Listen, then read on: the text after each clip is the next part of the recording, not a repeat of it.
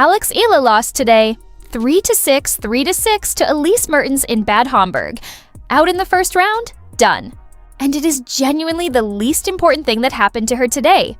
Because this morning, before that match even started, the WTA published their updated rankings, and Alex Eala's name appeared somewhere it has never appeared in the history of Philippine tennis. World number 30, seeded at Wimbledon, the first Filipino ever. Not the first Filipina, the first Filipino, man or woman. In the entire history of the All England Club, Alex Eala's name is on the seedings list, and nothing that happened on a Bad Homburg court this afternoon changes that by a single letter. Now, let me put that number in full context, because I think people are reading number 30 and not fully feeling what it means. 6 years ago, Alex Eala turned professional, ranked outside the top 500 in the world. 500. She was a teenager, fresh out of the Rafael Nadal Academy, with no WTA ranking points, no professional wins, and a career that existed entirely on potential and promise. The entire Philippine tennis community believed in her. The rest of the world had no idea she existed. Today, she is ranked number 30, seeded at Wimbledon, with a career prize money total closing in on $2 million. With wins over the world number 2 and the world number 8 in the same week, just 4 days ago, with a Birmingham Open title engraved on a trophy that also carries the names of Billie Jean King, Maria Sharapova, and Ash Barty. From 500th to 30th in 6 years at 21 years old. That is the story. Everything else is detail. Now, let's talk about how the ranking got here. Because the journey from number 37 at the start of the grass season to number 30 today was not a slow climb. It was a sprint. It started in Birmingham on June 1st. Alex walked in as the top seed at a WTA 125 event and proceeded to win 5 consecutive matches without dropping a set until the final. She broke a 6-year, 13-match Czech curse to win the title. She beat the eventual finalist after the tournament ended, having already secured the trophy. She left Birmingham as a grass court champion for the first time in her career, ranked number 33, 4 spots better than when she arrived. Then Queen's Club, WTA 500, London. She walked in as a late addition to the main draw, upgraded from qualifier, and beat Zhang Shuai before losing to Iva Jovic in the round of 16. Not her best match, but the points still counted. And the experience of competing at that level against top 20 players in London 1 week before Wimbledon was irreplaceable. Then Berlin, the week that changed everything. Wildcard. She was a wild card. The last name added to the entry list of a tournament that featured Sabalenka, Gauff, Rybakina, Svitolina, Pegula, and Anisimova. And she won 3 matches. Against Donna Vekic, the reigning Queen's Club champion, 7-5, 6-4, saving 12 breakpoints. Against Elena Rybakina, world number 2, Wimbledon champion, the player who had beaten her in Rome just 5 weeks earlier, 7-5, 6-4, saving 0-40 in the final service game with 2 unreturnable serves. Against Elena Svitolina, world number 8, 6-3, 6-4, finishing with 19 winners and just 9 unforced errors, the most dominant match of her grass season.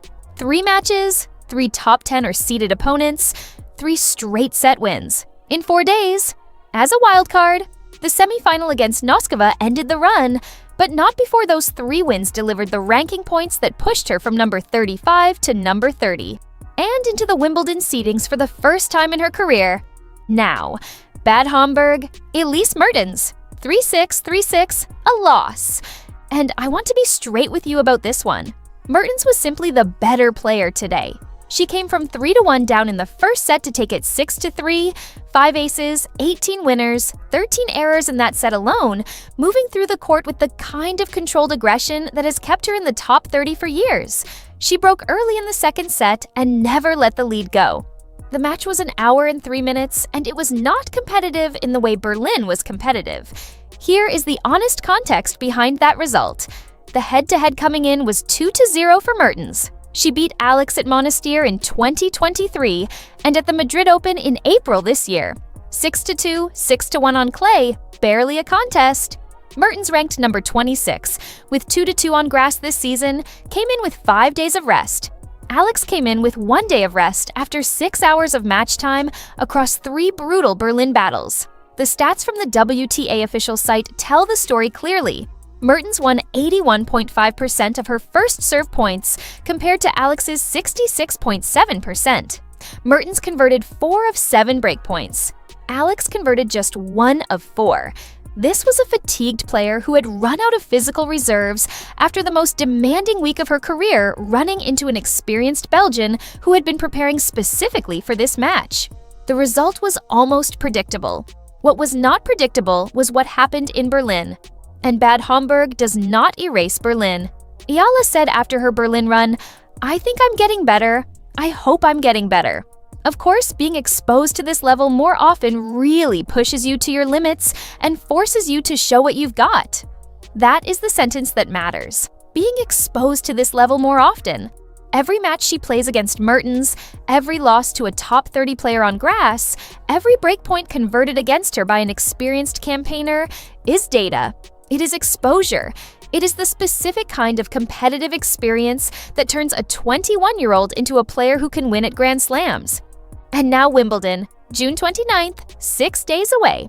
Alex Eala walks into the All-England club ranked number 30 in the world, seeded, protected from the very best players in the draw until at least the 3rd or 4th round, playing on a surface where she has won 9 matches in 2026 and lost only twice. Armed with the physical memory of having beaten the world number 2 8 days ago on this exact surface, armed with a Birmingham title, a Berlin semi-final, a Queen's Club round of 16, all accumulated in the space of 4 weeks on grass. No Filipino player has ever been seeded at Wimbledon. That changes in 6 days. And whatever happens in the draw, whoever gets placed on her side, however the bracket falls, she arrives not as a story, not as an inspiration, as a seeded competitor with the form, the ranking, and the grass court record to justify every single reason she is there. The Bad Homburg loss against Mertens does not matter. Not today. Not with Wimbledon 6 days away and the first seeded Filipino in the history of the tournament about to walk through those gates. From 500th in the world to number 30 to seeded at Wimbledon at 21 years old in 6 years. The draw drops on Friday. And for the first time, the name Alex Eala will appear on the seedings list, right where it belongs. Let me tell you something about what a Wimbledon seed actually means in practical terms, because I think people hear the word seeded and think it is just a title, just a number next to a name on a draw sheet. It is not. It is protection. It is the tournament organizers saying, this player has earned the right not to face the very best until the later rounds. An unseeded Alex Eala at Wimbledon could draw Sabalenka in round 1, could draw Rybakina in round 2, could draw Goff in round 3. The draw is blind and brutal for unseeded players. They get thrown into the deep end immediately, with no margin for error and no path that avoids the champions. A seeded Alex Eala cannot face any of the top seeds until the 3rd round at the absolute earliest. In practice, it means she gets to build momentum. She gets to find her rhythm on the center court grass without immediately running into the world number 1. She gets to win a first round.